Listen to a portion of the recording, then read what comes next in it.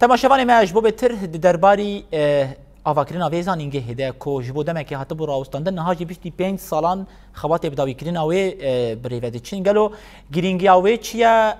روبر آوی چه قیسه همجی کاوی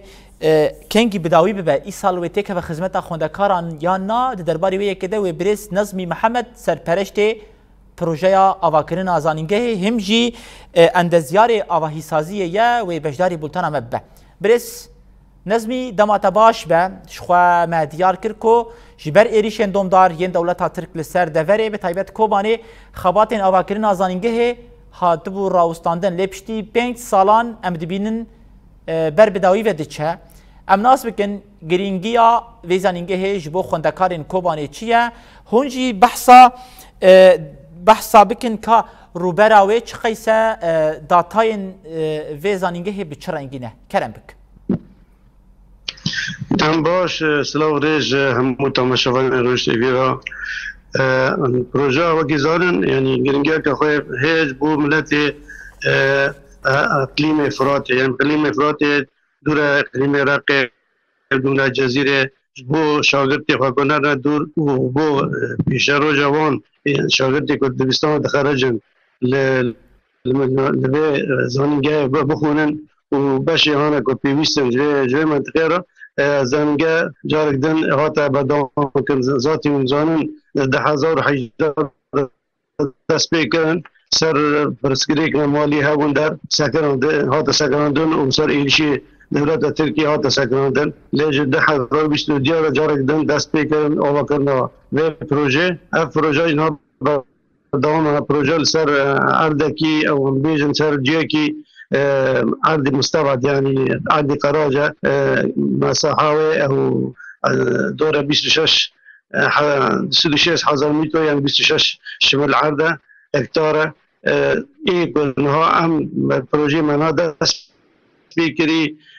مساحة 1,500 متر مربع جي خواندوانان و گشتی تبا لیکن طاقه نرین 3,500 متر مربع يعني و مساحات ده